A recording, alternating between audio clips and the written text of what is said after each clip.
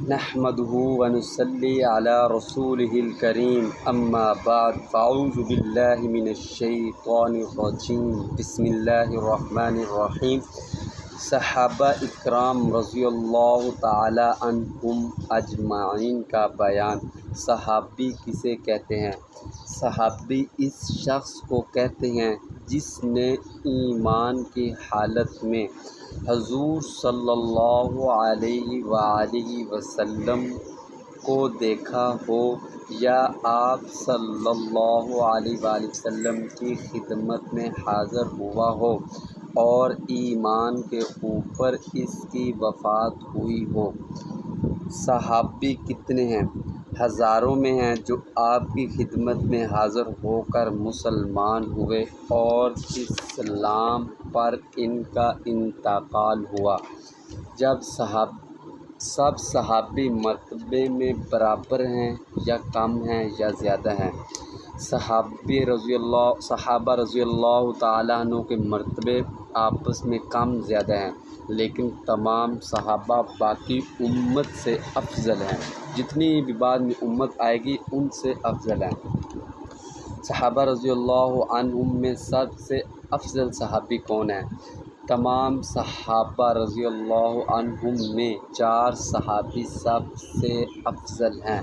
اول حضرت ابو بکر صدیق رضی اللہ تعالی عنہ جو تمام امت سے افضل ہیں۔ دوسرے صحابی حضرت عمر فاروق رضی اللہ عنہ جو حضرت ابو بکر صدیق رضی اللہ عنہ کے سوا تمام امت سے افضل ہیں۔ تیسرے حضرت عثمان غنی رضی اللہ عنہ جو حضرت ابو بکر اور حضرت عمر رضی اللہ عنہما کے بعد تمام امت سے افضل ہیں۔ چوتھے حضرت علی رضی اللہ تعالی عنہ جو حضرت ابو بکر اور حضرت عمر اور حضرت عثمان رضی اللہ عنہم کے بعد تمام امت سے افضل ہیں۔ یہی چاروں بزرگ حضور صلی اللہ علیہ وآلہ وسلم خدا تعالیٰ کے بعد آپ کے خلیفہ ہوئے۔ یہی چاروں بزرگ حضور رسول خدا رضی اللہ عنہ رسول پاک صلی اللہ علیہ وآلہ وسلم کے بعد آپ کے خلیفہ ہوئے۔ خلیفہ ہونے کا کیا مطلب ہے؟ حضور صلی اللہ علیہ وآلہ وسلم کے دنیا سے تشریف لے جانے کے بعد دین کا کام سنبھالنے اور جو انتظامات حضور صلی اللہ علیہ وآلہ وسلم فرماتے تھے انہیں قائم رکھنے۔ جو شخص آپ کا قائم مقام ہوا اسے خلیفہ کہتے ہیں۔ خلیفہ کے معنی قائم مقام اور نائب کے ہیں۔ حضور صلی اللہ علیہ وآلہ وسلم کی وفات کے بعد تمام مسلمانوں کے اتفاق سے حضرت ابو بکر صدیق رضی اللہ عنہ حضور صلی اللہ علیہ وآلہ وسلم کے قائم و مقام بنائے گئے، اس لیے یہ خلیفہ اول ہیں۔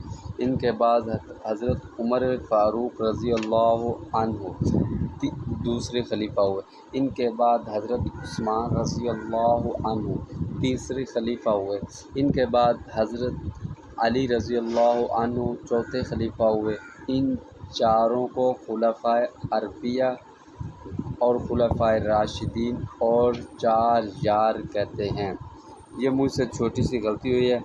یہی چاروں بزرگ حضور رسول خدا صلی اللہ علیہ وآلہ وسلم کے بعد آپ کے خلیفہ ہوئے۔